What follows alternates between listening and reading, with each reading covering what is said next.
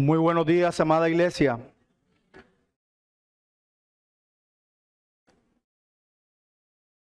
Les invito a que oremos, hermanos.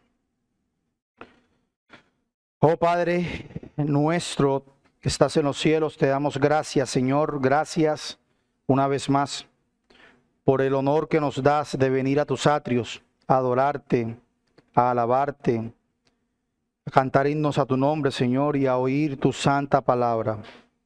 También gracias por el privilegio de exponer tu palabra. Por favor, te rogamos, por los méritos suficientes de nuestro Señor Jesucristo, que nos des de tu gracia para que tu palabra se exponga con fidelidad. No permitas que yo pueda, Señor, tergiversarla o adulterarla. Y te ruego que seas aplicándola en el corazón de tu pueblo, cumpliendo el fin, el propósito por el cual la envías en esta mañana, Señor, tan hermosa y tan preciosa, que nos congregamos en tu nombre. En Jesucristo te ruego que tu Santo Espíritu, Señor, nos guíe. Ayuda a que estemos prestos a escucharla y que tú nos hables con poder en el día de hoy. Todo esto te lo imploramos en el nombre bendito de nuestro Señor Jesucristo. Amén y amén.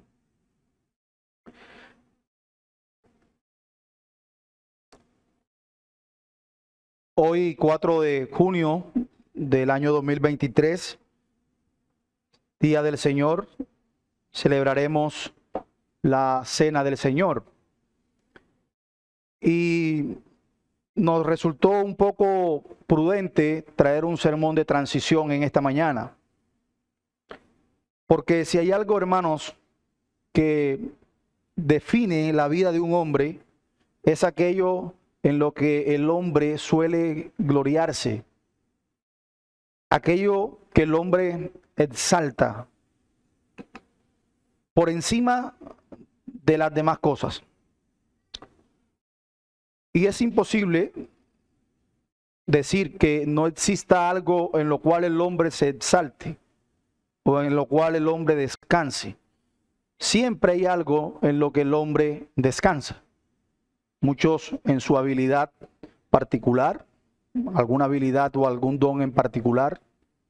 Otros por sus posesiones, otros incluso por su descendencia familiar o su posición socioeconómica. Otros también suelen gloriarse y descansar en el conocimiento que han adquirido. Otros suelen hacerlo en los logros que han alcanzado, logros personales. Pero hay algo siempre en lo que el hombre suele descansar, suele gloriarse. Hay algunos hombres incluso que se glorían de su propia maldad. Y sé que muchos de ustedes, al igual que yo, lo hemos visto. Gente que se llena de orgullo por ser mala. A la luz de esa realidad, como cristianos, en esta mañana debemos preguntarnos, ¿en qué debe gloriarse el cristiano? ¿En qué debemos gloriarnos nosotros como discípulos de Jesucristo? Y el apóstol Pablo responde a esa pregunta en el pasaje que vamos a estudiar en la mañana de hoy en Gálatas, capítulo 6, versículo 14. Independientemente del trasfondo racial, familiar, del trasfondo, repito, socioeconómico, cultural, todos nosotros como discípulos de Cristo debemos gloriarnos en esto que el apóstol Pablo se gloría. Porque ese gloriarse constituye la esencia misma de nuestra fe. Lo que quiero decir es que si alguna persona profesa ser cristiana, profesa ser creyente, pero al mismo tiempo coloca ese gloriarse en cualquier otra cosa, entonces es necesario que esa persona revise seriamente su profesión de fe. Hoy celebramos, repito, la ordenanza de la Cena del Señor y quiero que meditemos a la luz de estas palabras del apóstol Pablo a los hermanos de Galacia, para que recordemos que no existe nada, hermanos, nada por lo que un creyente deba sentir más pasión, más gozo, más gratitud que la cruz de Cristo. Por eso le invito a que se coloque en sus pies, y lea conmigo Gálatas capítulo 6, versículo 14.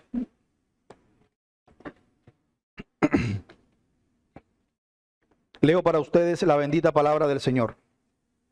Lejos esté de mí gloriarme, sino en la cruz de Cristo, dice Pablo, por el cual el mundo me es crucificado a mí y yo al mundo. Amén. Pueden tomar asiento. Dentro del contexto de la carta de Pablo a los Gálatas, este versículo nos muestra la centralidad de la cruz de Jesucristo en la vida del apóstol Pablo y en la vida de todo creyente. Pablo deja claro que su única causa de gloriarse y su identidad se encuentra no en los que él pueda haber logrado, ni la capacidad que Dios le ha dado, ni los dones que Dios le ha regalado, sino en la obra redentora de Cristo en la cruz. Y hay tres aspectos que el apóstol Pablo nos deja ver en este pasaje y nos serán como guía para el desarrollo de nuestro sermón. En primer lugar, veremos la cruz de Cristo y el significado de esa cruz para Pablo. En segundo lugar, la cruz de Cristo y el motivo del gloriarse del apóstol Pablo. Y por último, la cruz de Cristo y los resultados, porque el gloriarse en esa obra redentora de Cristo en la cruz lleva necesariamente unos resultados o unas implicaciones. El resultado de gloriarse en la cruz de Cristo. Así que en primer lugar, la cruz de Cristo y el significado que tenía para el apóstol Pablo. Vemos en primer lugar, hermanos, cuál es el significado de la cruz a la que Pablo se refiere aquí. Y es sumamente importante que veamos esta declaración de Pablo en su contexto para que podamos comprender un poco más claramente la fuerza de esa declaración. Los creyentes de Galacia, recuerden el contexto, estaban siendo presionados por los judaizantes. Los judaizantes insistían y promovían la práctica de ciertos ritos judaicos, como cuáles, como el circuncidarse, como el guardar ciertos días de fiestas, etcétera. Y esto lo promovían adicional a la obra redentora de nuestro Señor Jesucristo. Ellos decían algo como, está bien que ustedes hoy confíen en Cristo, están en Cristo, pero eso no es suficiente. Ahora tienen que hacer algo más, algo adicional. Tienen que circuncidarse, también deben guardar ciertas fiestas, practicar ciertos ritos. De lo contrario, no podrán participar de las bendiciones del pacto que Dios hizo con el pueblo de Israel. De manera que estas personas no se gloriaban en Cristo únicamente, sino que también les era necesario seguir cumpliendo este tipo de ritos y ceremonias. Pero Pablo les hace ver a lo largo de esta carta que tal cosa era una distorsión del mensaje mismo del Evangelio. Pablo les aclara, y de paso también a todos nosotros, porque nunca está de más recordar la esencia del Evangelio. Somos muy dados a estar añadiendo cosas al mismo. Pablo les recuerda que no tenemos que añadirle absolutamente nada más a esa obra perfecta y suficiente que Cristo llevó a cabo en la cruz del Calvario. Lo que Cristo hizo en esa cruz fue suficiente. Entendamos la palabra suficiente. No hace falta nada. Fue suficiente para la plena salvación de su pueblo escogido. De manera que aparte de Cristo y su obra redentora, ¿qué necesita el cristiano? Nada más. En otras palabras, el apóstol Pablo está hablando sobre la diferencia entre la gloria mundana, por llamarlo de esa manera, y la verdadera gloria de Cristo. Él declara que su única fuente de orgullo y de gloria es la cruz de Jesús. De ahí las palabras de Pablo: pero lejos esté de mí gloriarme, sino en la cruz de nuestro Señor Jesucristo. De ellos, que ellos se gloríen en el esfuerzo que hacen por llevar a cabo sus rituales y sus temas religiosos, o que algunos se quieran gloriar en su vínculo racial, porque recuerden que dentro de lo que se llamaban las tribus, algunos dentro de la misma tendían a sentir más orgullo por pertenecer a cierta tribu que otra, como lo veremos más adelante. Incluso el mismo apóstol Pablo lo alcanzó a decir en cierta ocasión. Pero Pablo dice: Dios me guarde de gloriarme en ninguna otra cosa fuera de la cruz. Ahora bien, ¿cuál era el significado de la cruz? La palabra cruz que Pablo emplea aquí, porque la palabra cruz se encuentra en tres sentidos diferentes en las Escrituras. Cuando abrimos la Biblia y leemos la palabra cruz, la Biblia emplea tres significados distintos para esa palabra. El primer significado es que se usa para referirse precisamente a la cruz de madera, aquella sobre la cual nuestro Señor fue crucificado. Recordemos que este modo de castigo cruel, despiadado, fue de invención romana y se usaba específicamente para ajusticiar a esclavos y a los criminales de peor calaña. Jamás un romano moría crucificado. Solo era sentencia para esclavos y los peores criminales. Esta cruz, recuerden un poco, estaba formada con dos maderos que se cruzaban formando ángulos rectos, se dejaba en el suelo, se inclinaba, y el criminal ajusticiado, cierto, generalmente se le desnudaba, estaba desnudo, se le colgaba sujetándole las manos y perforándole, hermanos, con unos clavos de unos 14 centímetros de largo y unos 7 u 8 milímetros de ancho. Eso, hermanos, es grande, son unos clavos bastante grandes. Por supuesto, el ajusticiado quedaba clavado en la madera y lo mismo sucedía con sus pies. Así que la cruz era levantada, introducida en un agujero. El crucificado era dejado allí colgado en la cruz hasta que moría. Hermanos, recientes estudios arqueológicos, aprovechando todo el tema de la ciencia, y han hecho muchos estudios con relación a esto, ellos dicen que para comprender un poco lo que vivía un crucificado, voy a leer las palabras de un científico que se dedicó más de 20 años en examinar fósiles de personas que fueron crucificadas. Él dice lo siguiente: la muerte podía producirse debido a deshidratación, hipotermia o cualquier otra consecuencia de encontrarse a la intemperie desnudo, porque recuerde que los desnudaban para mayor vergüenza del ajusticiado. Se encontraban a la intemperie desnudo durante horas o incluso días. Normalmente morían por asfixia, porque al agotarse no podían soportar el peso de su propio cuerpo y quedaban colgando de sus brazos.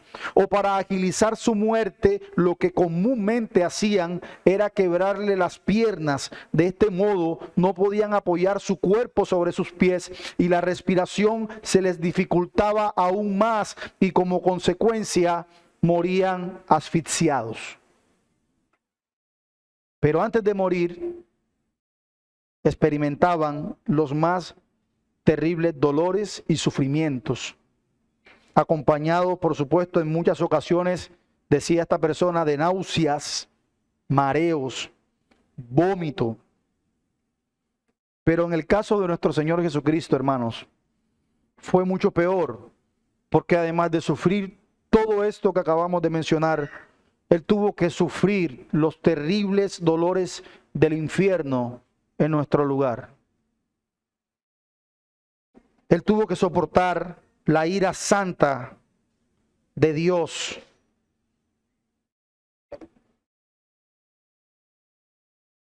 Esta fue la muerte a la que se sometió nuestro Señor Jesucristo. Sufrió los tormentos de la cruz, fue despreciado en la vergüenza, fue obediente hasta la muerte y muerte de cruz, como lo dice Pablo en Filipenses. Así que ese es un sentido para referirse a la cruz de madera. Pero en segundo lugar, la palabra cruz también se emplea en la Escritura para simbolizar los sufrimientos que sobrevienen al creyente por el hecho de seguir a Cristo. Por supuesto, eso lo encontramos en aquel pasaje de Mateo capítulo 16, versículo 24, cuando el Señor dice, si alguno viene en pos de mí, niéguese a sí mismo, tome su cruz y sígame. Cuando un hombre determina seguir a Cristo, debe renunciar, por supuesto, a sus propios planes y tropezar con la burla, con el ridículo, con el odio, con la persecución y por supuesto otras cosas que le harán pasar un mal rato. Y todo eso por el nombre del Señor. Su nombre será despreciado como malo aún por los miembros de su familia. Porque como dice Pablo a Timoteo en su segunda carta, en el capítulo 3, versículo 12, todo el que quiere vivir piadosamente en Cristo Jesús sufrirá persecución. Ahora se dará cuenta qué es realmente tomar la cruz de Cristo. El que no toma su cruz y me sigue no es digno de mí, dice el Señor. Así que eso es un segundo sentido para referirse a la cruz. Pero hay un tercer sentido. La cruz también se utiliza para simbolizar el camino de salvación por el Cristo crucificado. Por ejemplo, el apóstol Pablo en 1 Corintios, capítulo 1, versículo 18, Pablo dice, en la palabra de la cruz, hablando, la palabra de la cruz es locura a los que se pierden, mas a los que se salvan, es decir, a nosotros es poder de Dios. Y en el versículo 23 sigue diciendo, pero nosotros predicamos a Cristo crucificado, para los judíos ciertamente tropezadero y para los gentiles locura.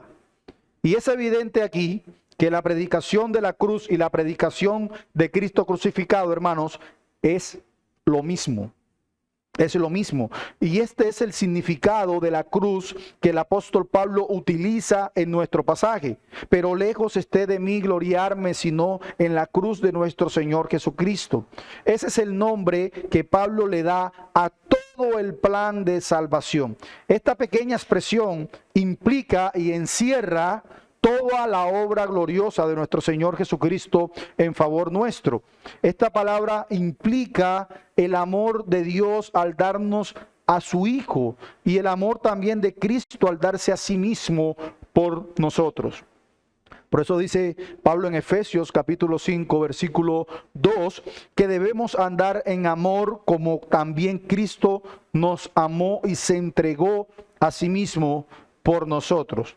Así que la encarnación del Hijo de Dios, su obra vicaria, sus sufrimientos, su muerte expiatoria, toda la obra de Cristo, hermanos, queda incluida en esa pequeña palabra, la cruz de Cristo.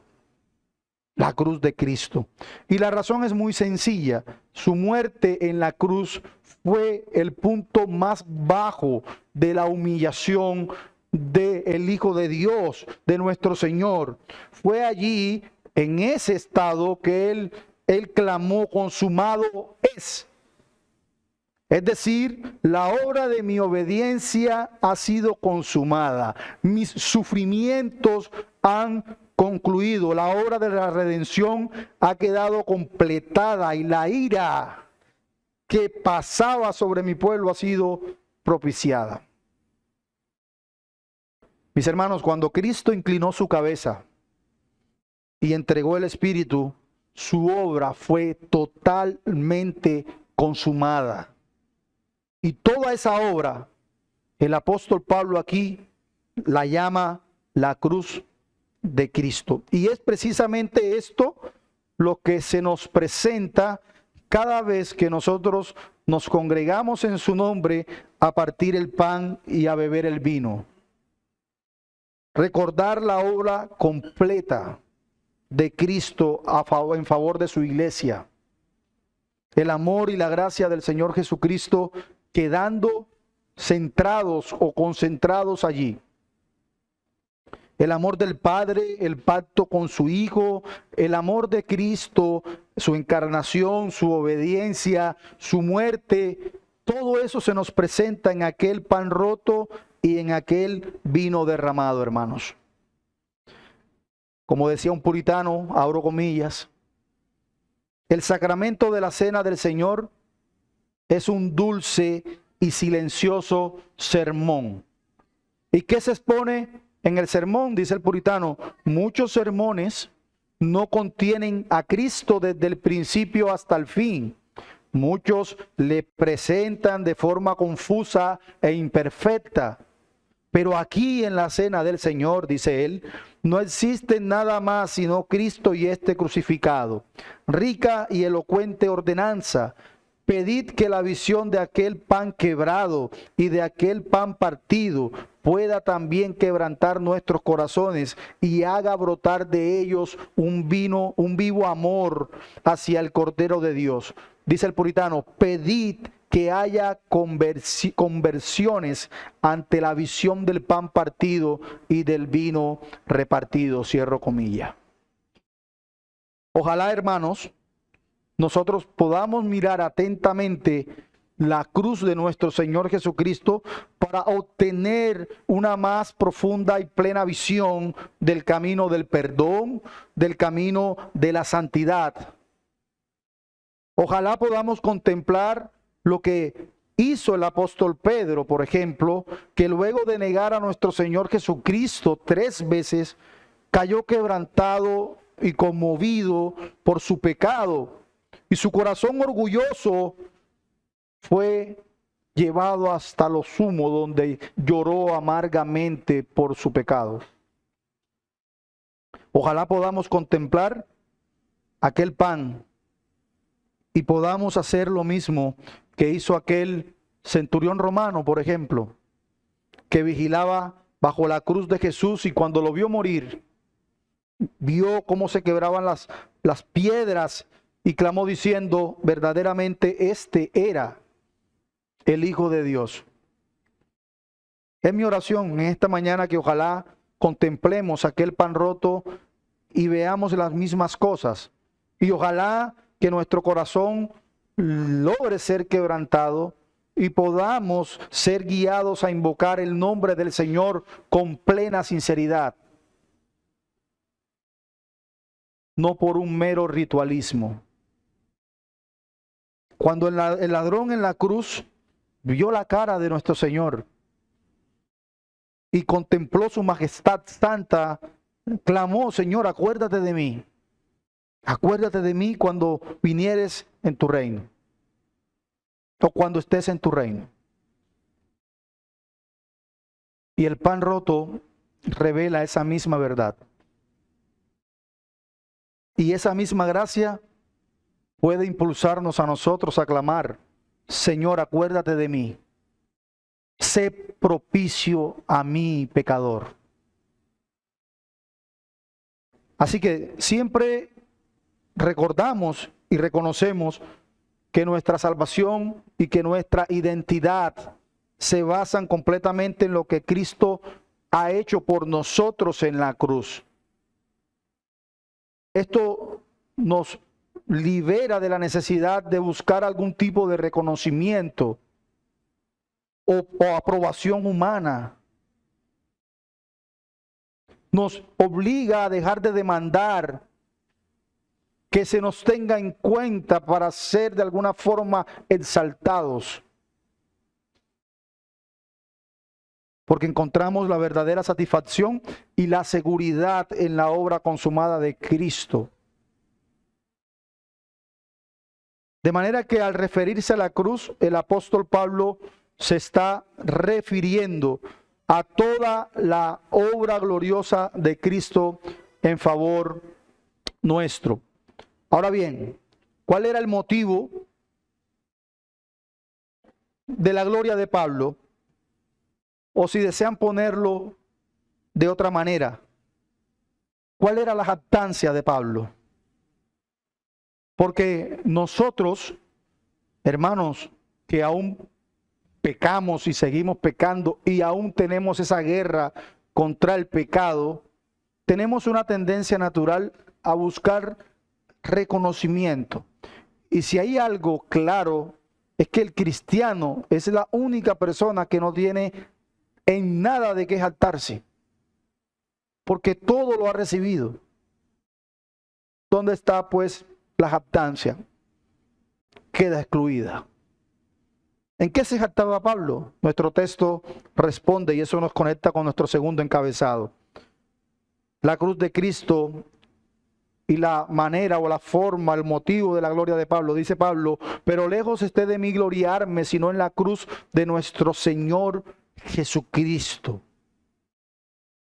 Aquí Pablo establece una clara distinción entre cualquier tipo de gloriarse en sí mismo o en logros humanos y el único motivo legítimo de gloriarse.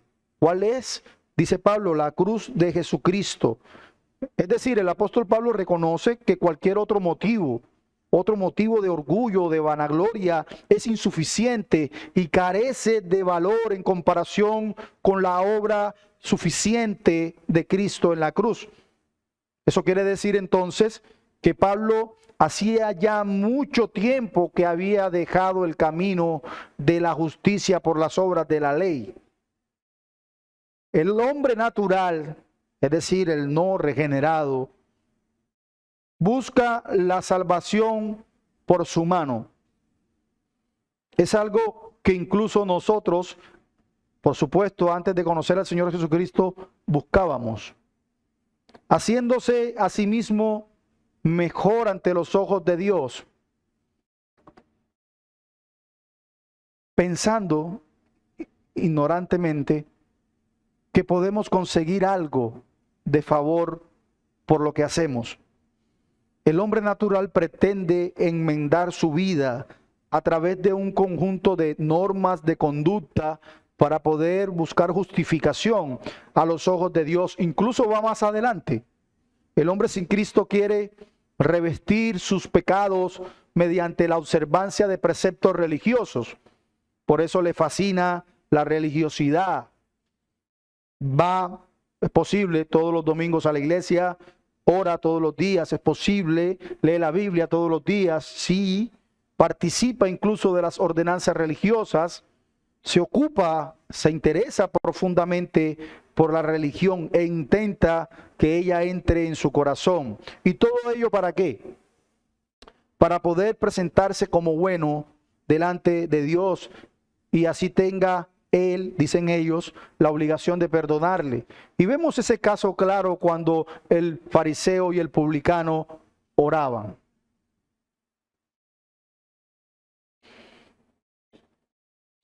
Y es interesante porque el apóstol Pablo mucho tiempo anduvo por ese camino.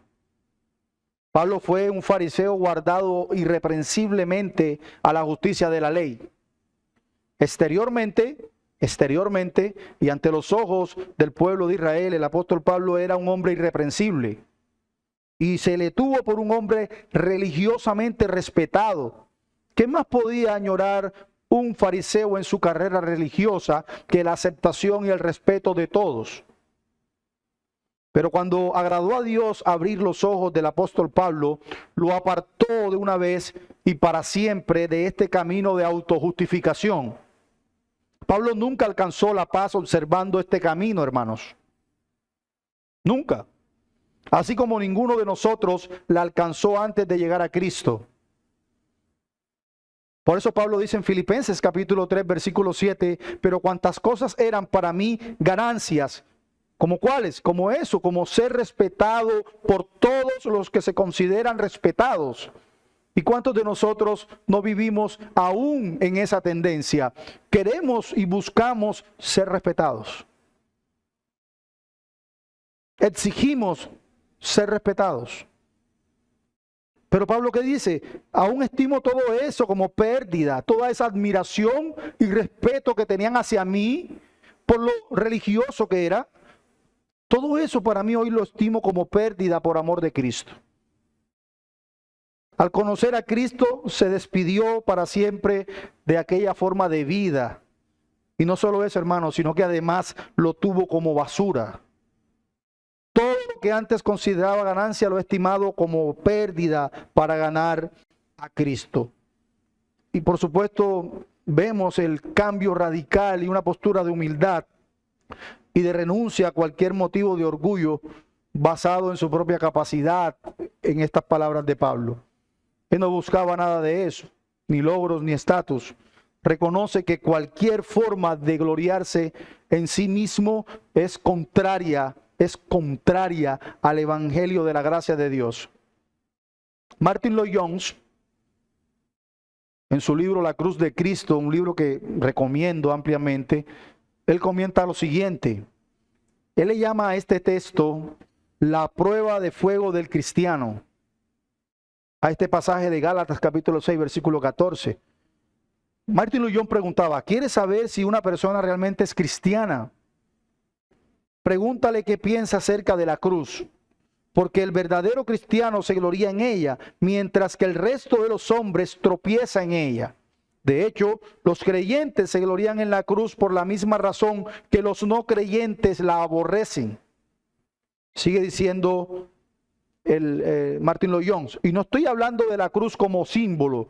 Mucha gente se siente sobrecogida ante la visión de la cruz, pero eso no significa necesariamente que hayan entendido sus implicaciones, como tampoco significa que el entender sus implicaciones la acepten con agrado.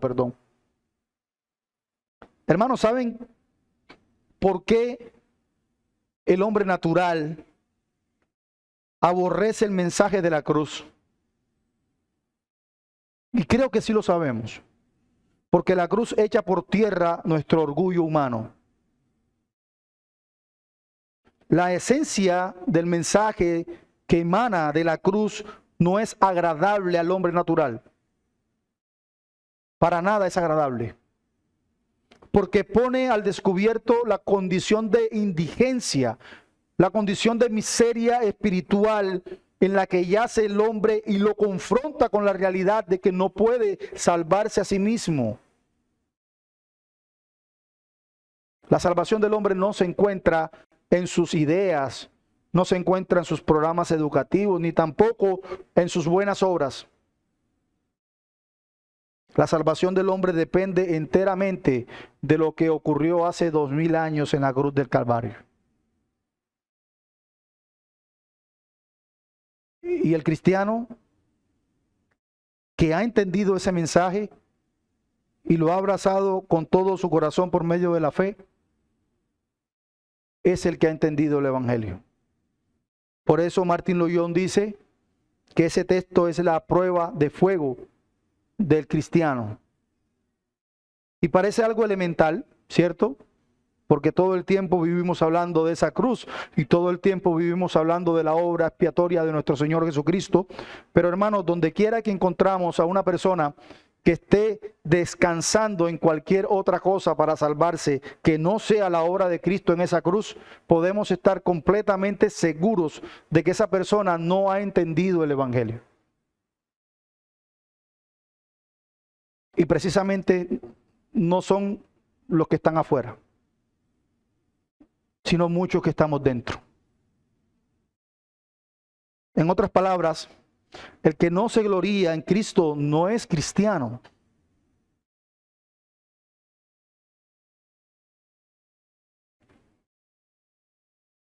No permita a Dios que yo me gloríe en ninguna otra cosa, dice Pablo. Otro pasaje dice, otra traducción dice, no permitas jamás, Dios, que yo me gloríe en otra cosa, aparte de tu cruz. Era la cruz el centro de la vida y el ministerio del apóstol Pablo. Su centralidad. Cuando él escribe a los Corintios en su primera carta, en el capítulo 2, versículo 2, y es un pasaje que nos resume realmente cuál debe ser nuestro centro. Pablo dice en 1 Corintios capítulo 2, versículo 2, pues me propuse no saber entre vosotros cosa alguna, sino a Jesucristo y a este crucificado. Ese fue el fundamento y la piedra angular de la fe del apóstol Pablo. Él entendió la gloria, entendió la perfección, entendió la excelencia de esa cruz. Todas las demás cosas quedaban empequeñecidas al compararlas con esa cruz. Él no tenía ningún temor, ni mucho menos vergüenza de confesar a su Señor ante el mundo.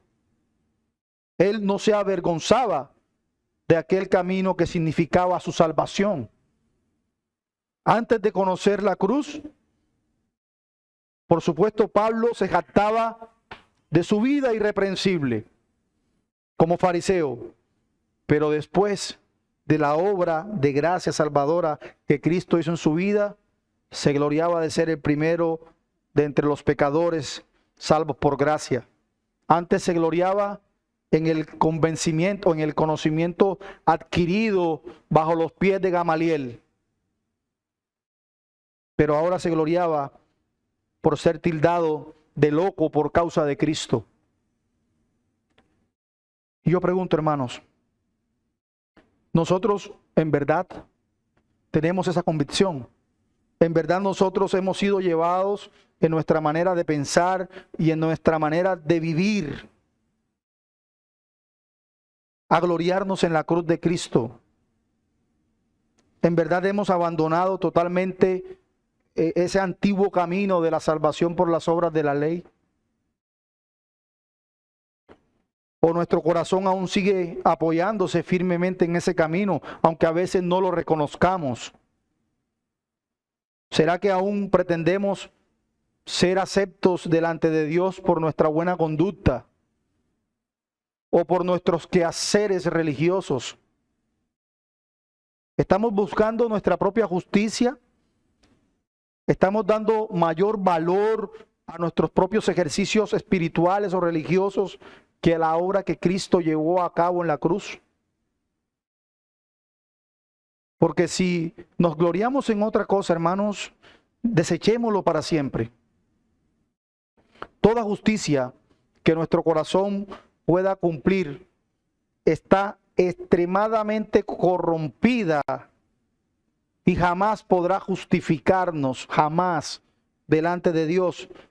Porque todas esas obras, recuerden, son imperfectas. Isaías lo llamará con otro tono, putrefactas. Considerémoslo como basura, como pérdida. Considerémoslo como trapos de inmundicia. Considerémoslos como algo inservible para ganar a Cristo. Y gritemos como Pablo: Señor, lejos esté de mí gloriarme en otra cosa, que no sea en tu cruz. Y este es un mensaje poderoso que nos invita, por supuesto, a examinar nuestras vidas y a considerar el significado profundo de la cruz de Cristo. Si hay algo que el mundo necesita con urgencia, es precisamente el mensaje de la cruz. Pastor, ¿y cuál es ese mensaje? Que el Hijo de Dios, por amor de nosotros, tomó una naturaleza humana igual en todo a la nuestra, pero sin pecado. Asumió nuestra deuda con la justicia divina y la pagó por completo en esa terrible cruz. Y ahora esa justicia viene a ser nuestra por medio de la fe. Es por eso que debemos gloriarnos en esa cruz. Porque Dios ha abierto los ojos de nuestro corazón y de nuestro entendimiento para que veamos el maravilloso mensaje que emana de esa cruz.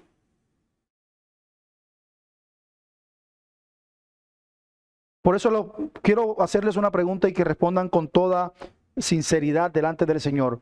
Hermano, ¿usted qué mira cuando ve la cruz? ¿Qué es lo que ve?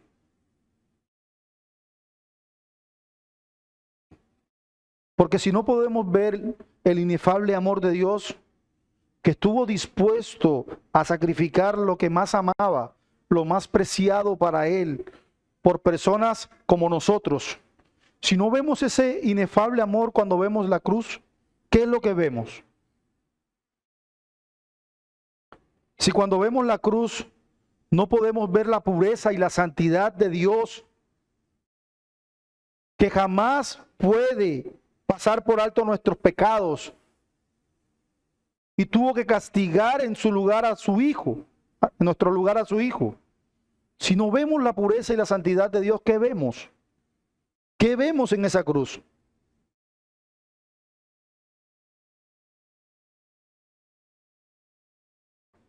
Es la manera, hermanos, que podamos entender por qué nosotros como discípulos del Señor nos debemos gloriar en esa cruz.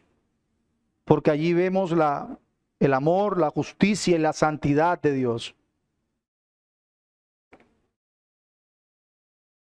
Ojalá que la próxima vez que la veas, que la contemples, lo puedas ver y puedas ver que es suficiente. Es suficiente para nosotros. Es suficiente para que nuestras almas descansen en lo que fue consumado en esa cruz.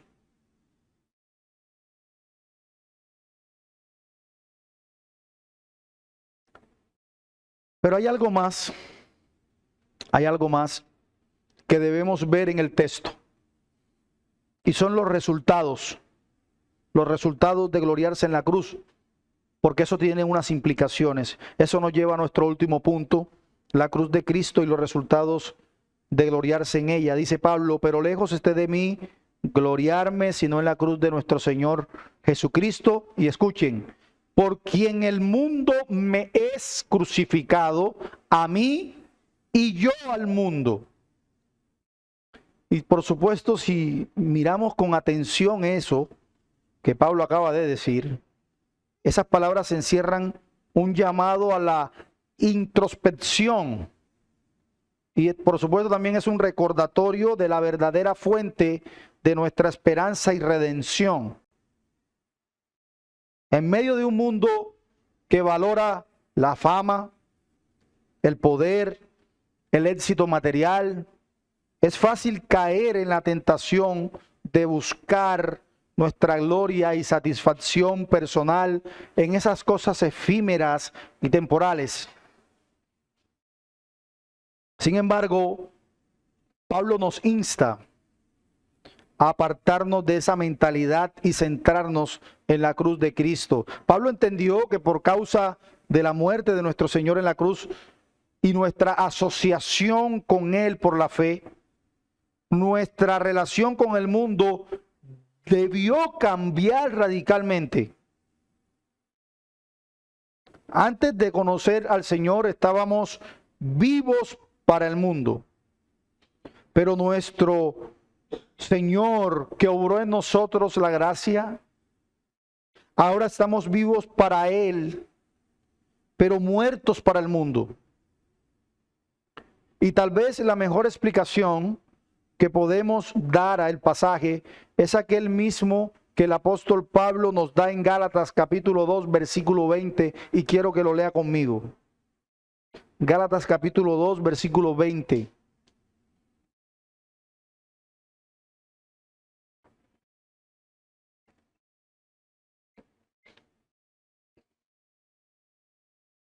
Pablo dice, con Cristo estoy juntamente crucificado y ya no vivo yo, mas vive Cristo en mí, y lo que ahora vivo en la carne lo vivo en la fe del Hijo de Dios, el cual me amó y se entregó a sí mismo por mí. Es decir, nuestro yo pecador fue crucificado juntamente con Cristo en la cruz, de tal manera que ese viejo yo que merecía la ira y la condenación ya no existe. Y ese viejo yo que antes se gloriaba en un montón de cosas menos en Dios, ha muerto. Fue clavado en la cruz con Cristo y ahora vive nuestro nuevo yo que Dios le da vida y que Dios implantó en nosotros en el nuevo nacimiento. De ese modo, hermanos, el poder que el mundo ejercía sobre nosotros fue destronado. Destronado. Y por supuesto sigue siendo nuestro enemigo porque el pecado aún mora en nosotros, pero ya no reina en nosotros. Mora en nosotros, pero ya no reina en nosotros. El pecado ya no es nuestro rey. El Señor Jesucristo es nuestro rey. Todo el que está en Cristo, nueva criatura es, las cosas viejas pasaron y todas son hechas nuevas. Cuando Pablo se levantó de sus rodillas en aquel camino a Damasco, con la paz de Cristo en su corazón, hermanos, el mundo quedó encubierto a sus ojos. El mundo murió para él. Hubo un tiempo, sí, donde la riqueza, la belleza, el placer y todo lo que el ojo natural admira era lo más preciado para Pablo. Hubo un tiempo en que su corazón sí se deleitaba en todas esas cosas. Pero desde el momento en que creyó en Jesús, todo eso empezó a morir. Y ciertamente Pablo no estaba muerto físicamente, pero sí quedó clavado con Cristo, con su Señor en esa cruz. Nunca más, escuchen bien, nunca más todas esas cosas que el mundo ofrecía y que le eran tan atractivas y que durante tanto tiempo fue su todo, nunca más ejercieron un poder sobre él. En ese sentido, Pablo nos anima a dejar atrás, hermanos, las ambiciones, los deseos egoístas, todo lo que el mundo ofrece. Y al identificarnos con la cruz, renunciamos a nuestras propias pasiones, a nuestros placeres y buscamos someternos a la voluntad de Dios. Es un llamado al arrepentimiento, a apartarnos de nuestro camino errado y a seguir a Cristo con sinceridad. Pastor, ¿y qué fue lo que pasó? Pasó que gustó tanto la dulzura que hay en Cristo, que el mundo le resultaba cada día más insípido. Su corazón, que antes buscaba fama, el honor, la alabanza y la aceptación del mundo, ahora se encuentra clavado en esa cruz. Por eso él dice, por quien el mundo me es crucificado a mí y yo al mundo. Y yo te pregunto, ¿ha sido crucificado el mundo para ti? ¿Ha sido crucificado el mundo para ti? ¿Tú recuerdas las cosas en las que te gloriabas? Antes de conocer al Señor, ¿recuerdas qué era lo que más te gustaba que admiraran de ti? Yo te pregunto, ¿ha sido todo eso crucificado para ti? ¿O aún existe la jactancia de querer ser admirado y respetado por ello?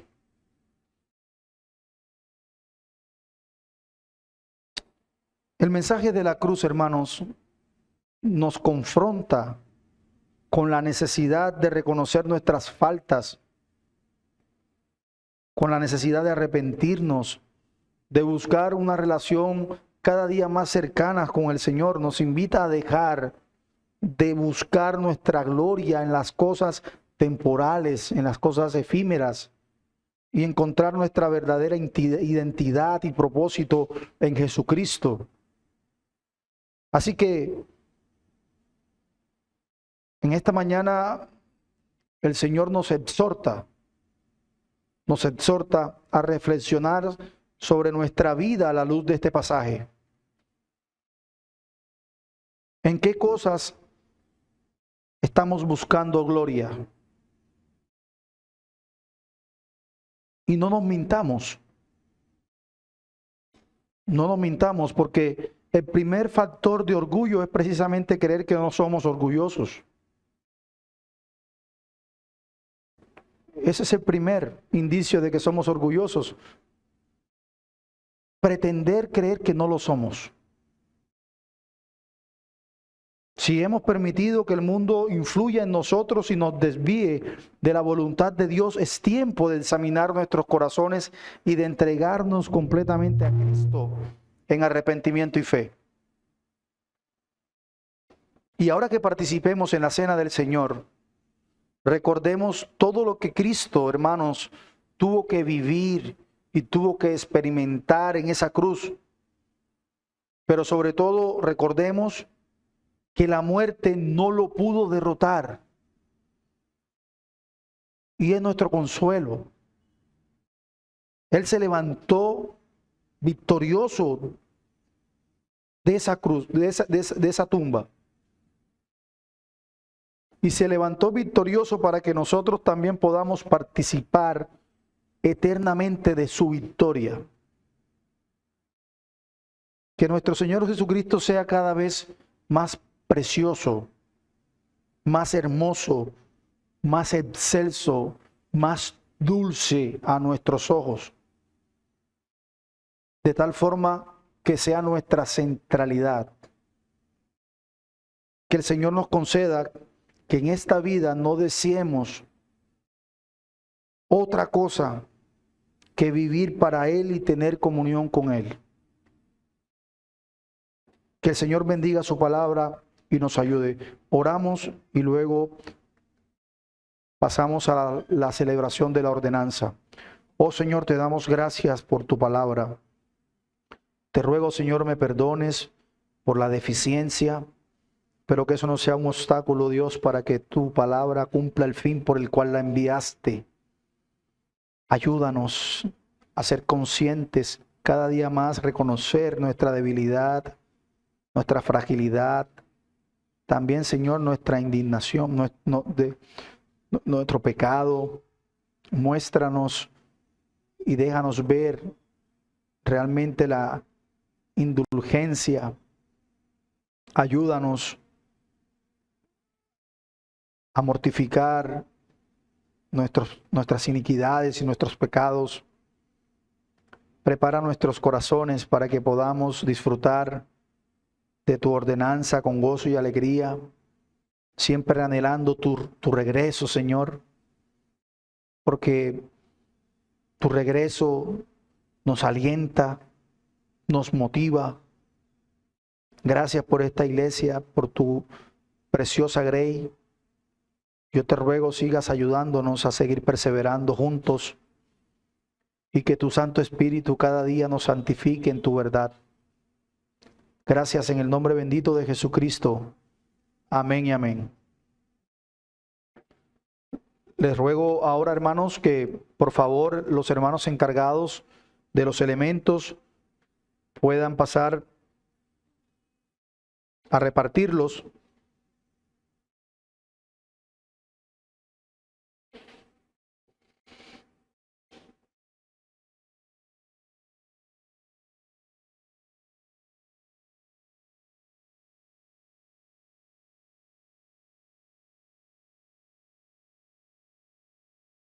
Gracias, varón. Gracias, mi hermano.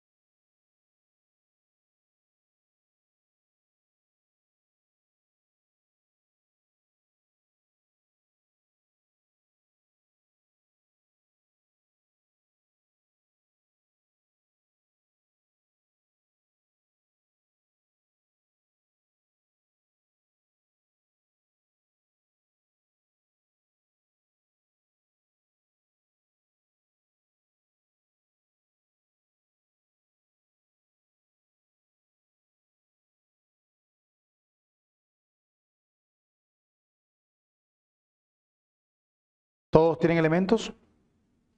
Sí.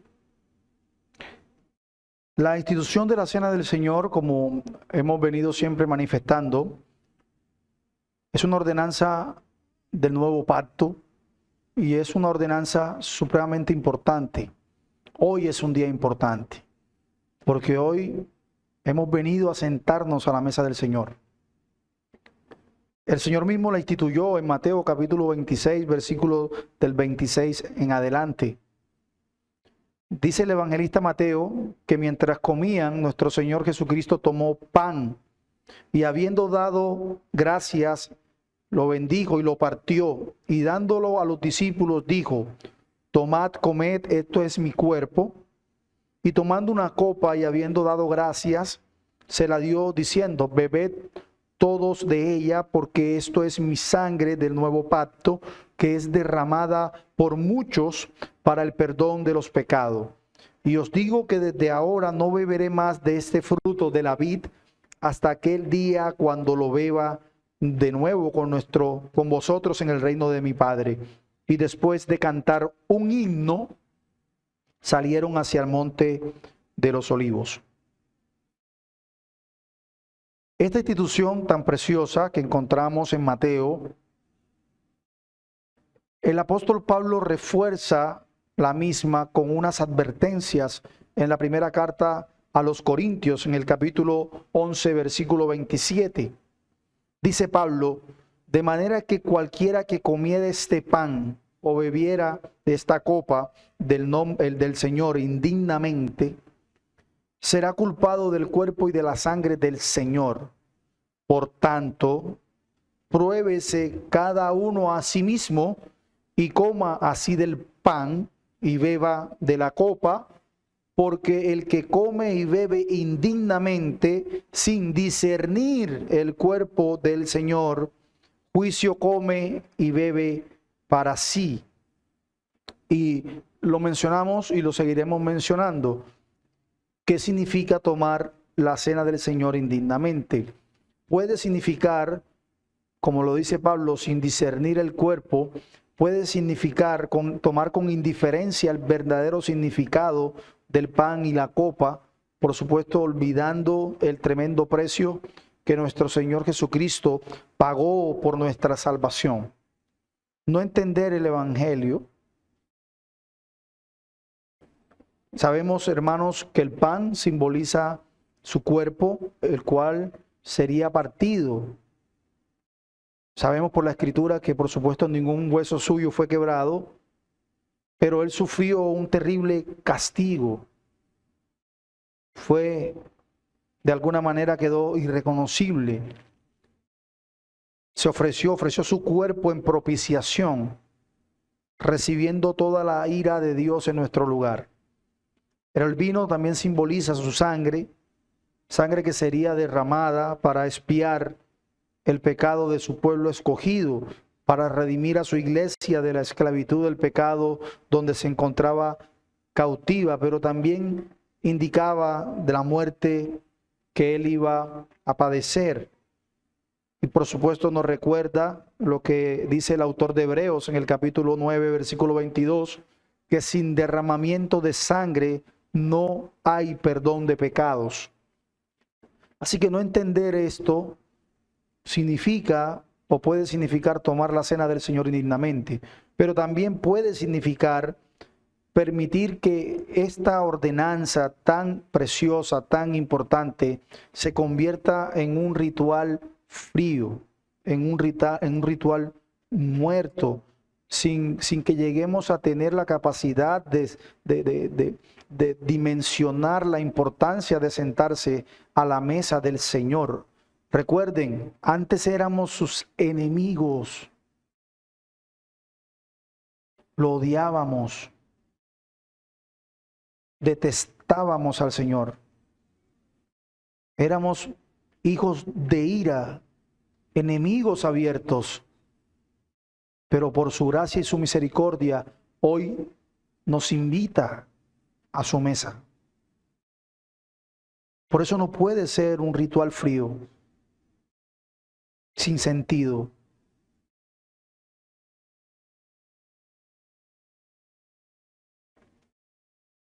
Pero participar también de la cena del Señor indignamente puede también significar venir a la mesa con un pecado sin confesar, con pecados ocultos, para guardar la instrucción que claramente da el apóstol Pablo. Cada uno debe examinarse a sí mismo antes de comer el pan y de beber la copa. Esto, por supuesto, no significa, y debemos siempre hacer la aclaración, que si hemos cometido pecados durante la semana, entonces no debo participar. Eso no significa. Porque ¿quién puede decir de los que estamos aquí, hermanos, que no hemos pecado? ¿Quién puede decir que no hemos transgredido la ley de Dios? De hecho, el apóstol Juan dice claramente en su primera carta, en el capítulo 1, versículo 8, si decimos que no tenemos pecado, nos engañamos a nosotros mismos y la verdad no está en nosotros. Y más adelante, en el versículo 10, el apóstol Juan va a decir, si decimos que no hemos pecado, le hacemos a él mentiroso y su palabra no está en nosotros. Así que no significa que dejemos de participar porque hayamos pecado. Más bien apunta a esa reflexión o ese examen que debemos hacernos rigurosamente, que nos explica Pablo, apunta precisamente a una confesión de pecado. Dice el proverbista en el Proverbio 28:13 que el que encubre sus pecados jamás prosperará, mas el que los confiesa y se aparta hallará misericordia. Y el apóstol Juan nos da un pasaje precioso, lleno de consuelo y esperanza, en su primera carta, en el capítulo 1, versículo 9, cuando nos dice, si confesamos nuestros pecados, Él, Cristo, es fiel y justo para perdonar nuestros pecados y para limpiarnos de nuestra maldad. Así que, abogado tenemos a Jesucristo el justo. Vayamos al Señor en arrepentimiento, confesemos nuestros pecados y participemos con una limpia conciencia de la ordenanza. Así que les invito a que desde su lugar, un minuto tomemos para confesar nuestros pecados al Señor.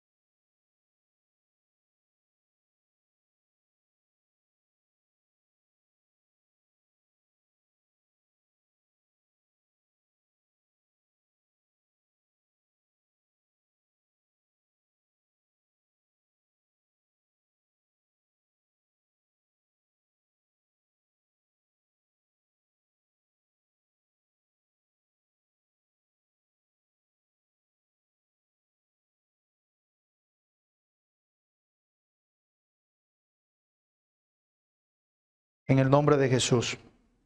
Amén. Habiendo dicho esto, hermanos,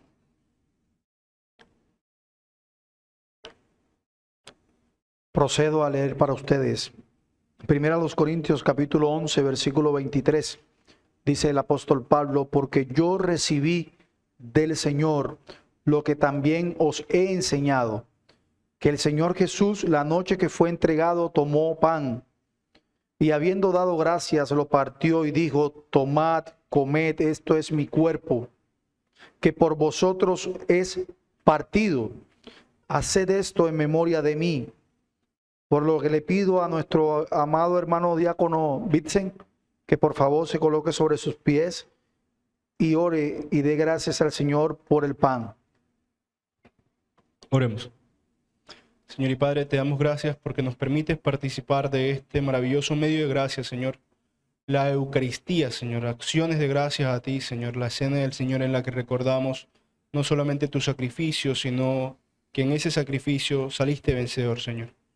Que para que nosotros no suframos los tormentos inimaginables del infierno, tú los sufriste en la cruz, pero al tercer día de haber sido sepultado, Señor, también te levantaste, viviste, ascendiste, Señor, y volverás en gloria. Esto es lo que recordamos hoy mediante la consagración, Señor, solemne de estos elementos que aunque son pan y son vino, Señor, tú dijiste, son mi cuerpo que por vosotros es partido y mi sangre que por vosotros es derramada. Te damos, Señor, gracias por ello y te pedimos que ahora que comeremos el pan, nos des corazones solemnes, Señor, respetuosos y reverentes de la misericordia de este medio. En el nombre de Cristo Jesús oramos. Amén. Amén. Podemos comer el pan, hermanos.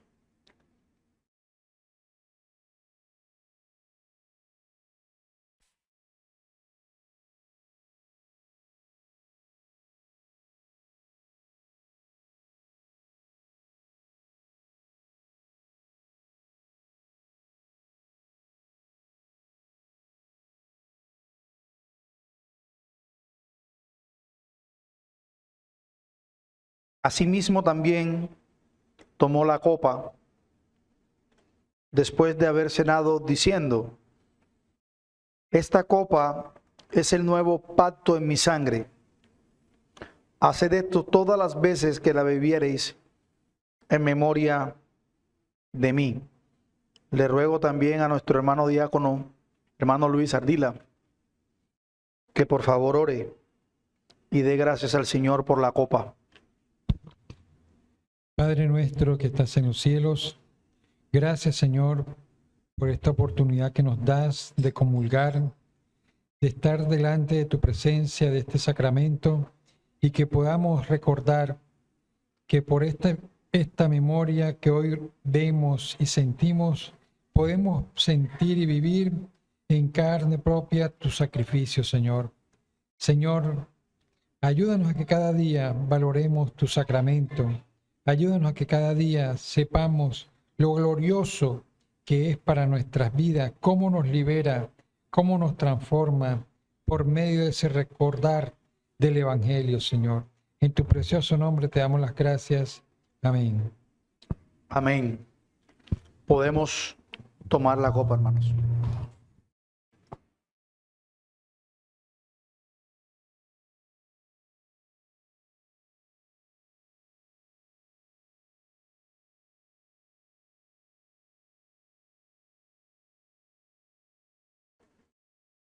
Así pues, todas las veces que comieres este pan y bebieres esta copa, la muerte del Señor anunciáis hasta que Él venga. Les invito, Andrés, puedes poner un himno, el himno 366. Le invito a que entonemos un himno, hermanos, y demos gracias al Señor, cantándole. Himno 366.